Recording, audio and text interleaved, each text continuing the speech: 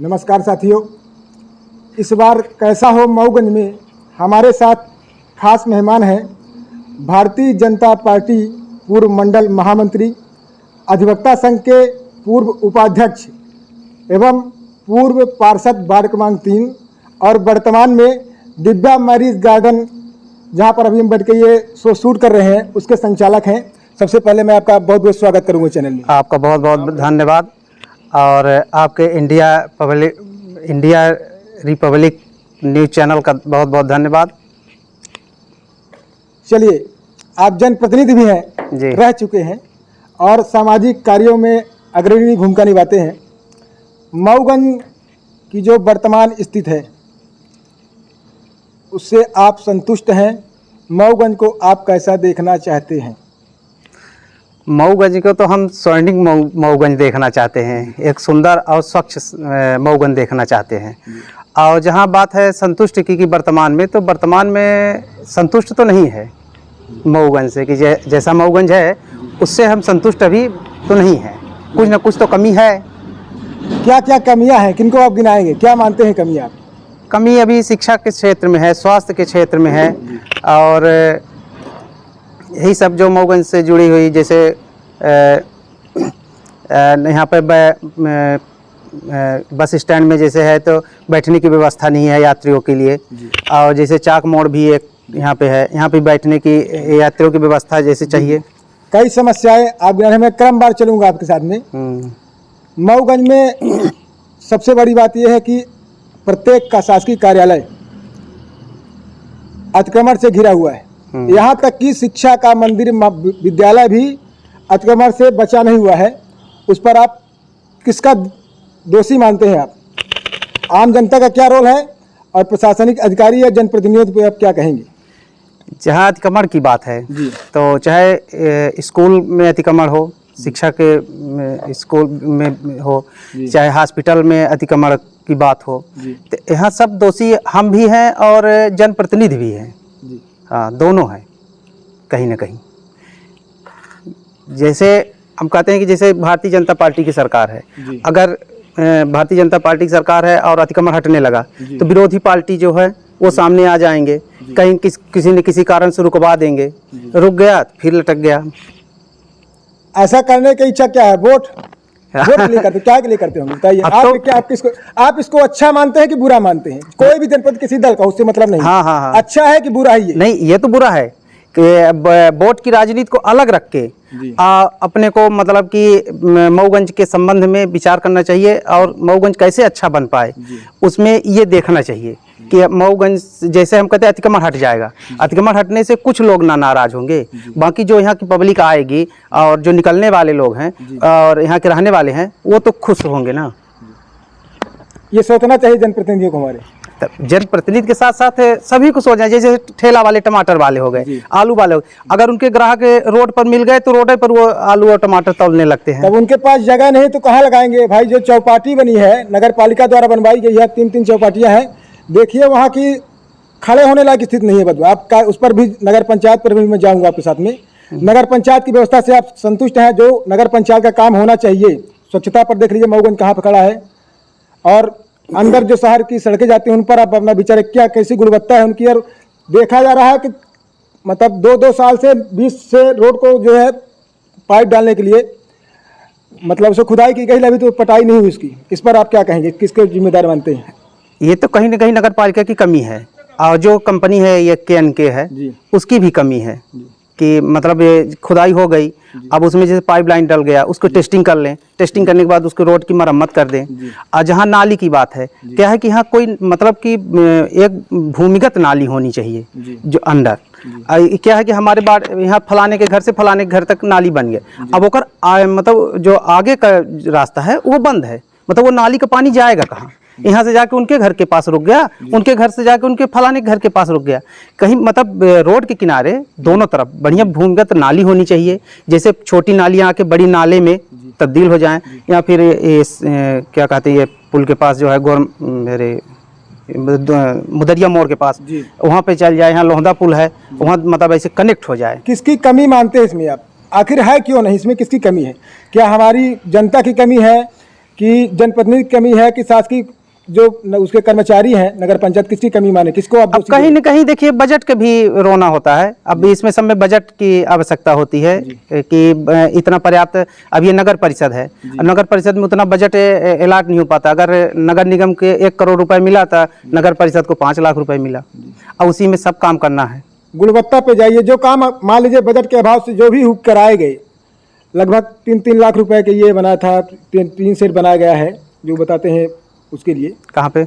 ये आपके चाक मोड़ पे बना है और काले चौराहा पे बना है, नदी के पास बना है, क्या मार्केट में चौपाटी टाइप बनाया गया है, उसकी गुणवत्ता पे आप संतुष्ट हैं?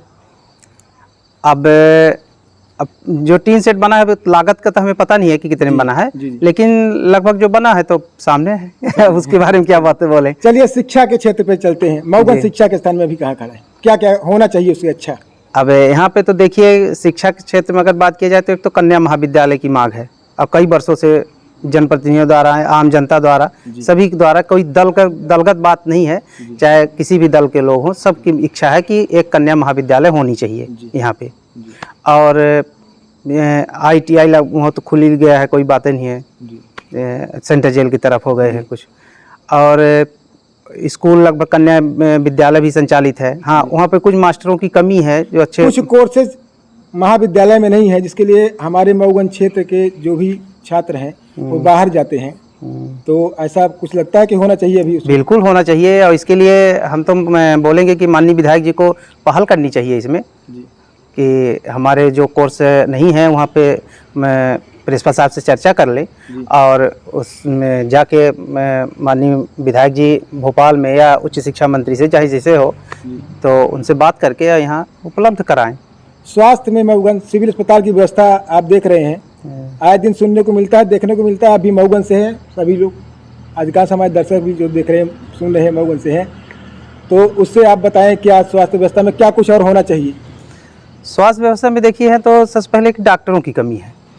अब हमको याद है हम छोटे थे तो यहाँ पे आई हॉस्पिटल नहीं थी, आँख की हॉस्पिटल नहीं थी, तो आँख के डॉक्टर थे, अश्वनी उनका नाम था, अश्वनी द्विवेदी या कुछ, अश्वनी मिश्रा का नाम था, जहाँ पे वो गहरबार साहब का घर है वहाँ पे रहते थे। और जैसे ही आई हॉस्पिटल बन गई वैसे उनका ट्रांसफ़र हो गया।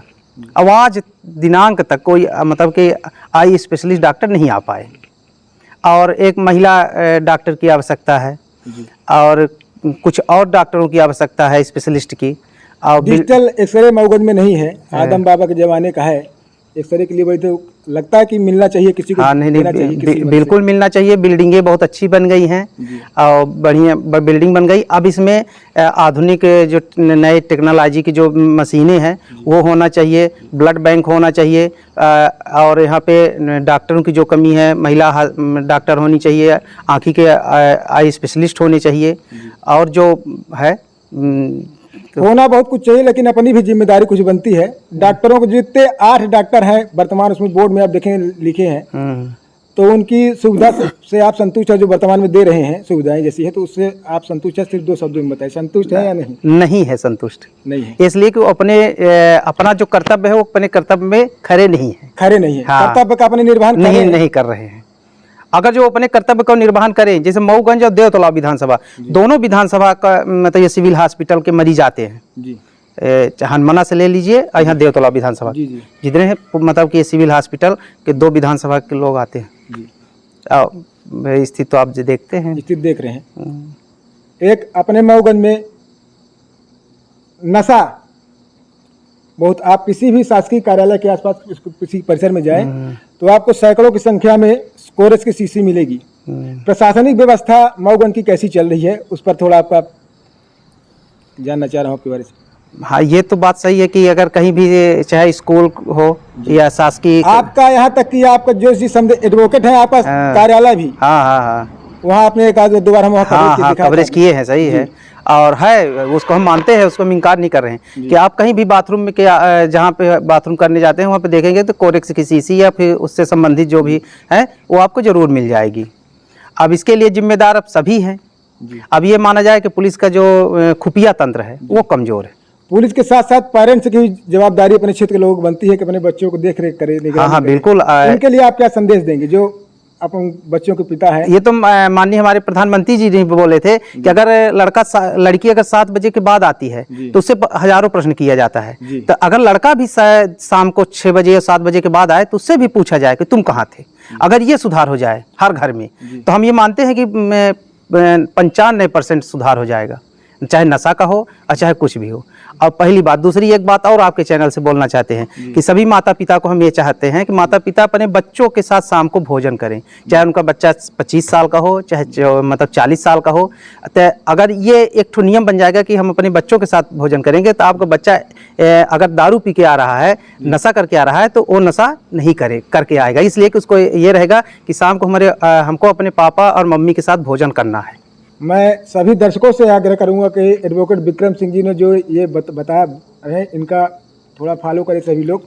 और आखिरी सवाल आपसे, जिला मऊगंज संघ ने घोषित कर दिया है, बहुप्रतीक्षित है, क्या लगता है कि मऊगंज जिला बनना चाहिए? और नहीं, मऊगंज जिला बनना चाहिए, पर मऊगंज में एक समस्या है राजस्व की भी। क्यों बनना चाहिए? पहले बनना चाहिए, लेकिन क्यों बनना चाहिए? अब इससे बहुत छोटे छोटे मतलब की तहसीलें जिला हो गई हैं और तो इसलिए हम लोगों की भी मांग है कि भाई मऊगंज जिला बने। उसके साथ जो इधर 150-200 किलोमीटर जड़कुल पिपराही के लोग हैं उनको जिला मुख्यालय जाने में कुछ असुविधाएं होती, उसके लिए आप क्या कहते हैं? क्या क्या समस्या है जिला न बनने के कारण? थोड़ा उस पर भी प्रकाश डालें, क्यों बनना चाहिए? भाई हम लोग ये जिला ना होने के कारण हम लोग कलेक्टर के पास, एसपी के पास अपनी मांग को जो अपनी है उस कहीं ना कहीं वो दब जाती हैं और वो दब के यहीं पर सीमित हो जाती हैं। तो अगर जिला हो जाएगा तो हम हनुमाना के भी लोग लाभान्वित होंगे, मऊगंज के भी होंगे। पर जिला तो हो जाए, पर अब ये भी सोचना जरूरी है जनप्रतिनिधियों को कि मऊगंज में कि राजस्व भी आना चाहिए। अगर जिला होगा तो शासन के ऊपर कितना बोझ आएगा। भाई जिला अस्पताल होगा, एसपी ऑफिस होगी, कलेक्टर होंगे, गाड़ी होंगे, बंगले होंगे उनके लिए, और बहुत सारी ऑफिसें होंगी, उसमें कर्मचारी लगेंगे, ये सब व्यवस्था न होगी तो वो भी व्यवस्था के लिए कुछ यहाँ और कुछ ऐसे फैक्ट्रियाँ डाली जाएं या कुछ ऐसा हो जहाँ से राजस्व आए, जिससे जिला बनने में सुलभ हो रास्ता। हमारे यहाँ ऐसा बताया जा रहा है, कई सिद्धांत और लोगों ने बताया हमें कि मतलब एक बार मुख्यमंत्री जी ने आके यहाँ पे घोषणा भी की थी कि खटखरी में कि आप मुझे भारतीय जनता पार्टी का विधायक दीजिए तो मैं मऊगंज को जिला बना दूंगा। तो अभी मऊगंज से लेके और प्रदेश बल्कि केंद्र तक भारतीय जनता पार्टी की सरकार है। तो अब मऊगंज जिला के लिए आप क्या कहेंगे? बनना संयोग है कि बनना चाहिए? नहीं, माननीय मुख्यमंत्री जी ने बोला था खटखरी में, ये हम स्वीकार करते हैं, पर दुर्भाग्य से प्रदेश में सरकार कांग्रेस की बन गई। तो अब करीब 1.5 साल बाद फिर भारतीय जनता पार्टी की सरकार बनी। उसमें माननीय विधायक जी का पहल बराबर जारी है। जब उनसे बात हुई हमारी या किसी बात जब वो करते हैं सार्वजनिक जगह में तो वो भी बोलते हैं कि भाई मऊगंज को जिला बनाएंगे और बनेगा मऊगंज जिला। वो भी अपने स्तर से प्रयास कर रहे हैं। जनता के मन में ये विचार है, ये तो कहते हैं भारतीय जनता पार्टी कार्यकर्ताओं से, लेकिन सार्वजनिक मंच से नहीं कह रहे हैं। तो वही मंदिर वही बनाएंगे, टाइम नहीं बताएंगे, जो पहले नारा चलता था। अब तो हालांकि मंदिर बन गए, बड़े गर्व की बात है। तो कहीं ऐसा ना लगे नहीं, ऐसा नहीं, सार्वजनिक जगह पर भी विधायक जी ने बोला था। गायत्री मंदिर में संतोष मिश्रा जी का जिला बनाओ का कार्यक्रम चल रहा था, वहाँ पे माननीय विधायक जी जाके खुद मंच में बोले थे कि हम पहल कर रहे हैं और हो सकता है कि बहुत जल्द आपको ये सौगात मिल जाए। आप भारतीय जनता पार्टी से थोड़ा बिलोंग भी करते हैं तो मैं आपसे चाहूंगा कि एक बार मऊगंज वर्तमान विधायक और प्रदेश के मुख्यमंत्री को आप इस चैनल के माध्यम से मैसेज देख के जिला के बारे में क्या कहेंगे? हम माननीय विधायक जी से भी अनुरोध करेंगे, निवेदन करेंगे और मुख्यमंत्री जी से भी कहें कि आपके माध्यम से, आपके चैनल के माध्यम से कि मऊगंज को जिला बनाया जाए और जो सुविधाएं से वंचित है यहाँ की जनता वो शीघ्र यहाँ उपलब्ध कराई जाए। बहुत बहुत धन्यवाद आपका। आपका भी बहुत बहुत धन्यवाद। Thank you.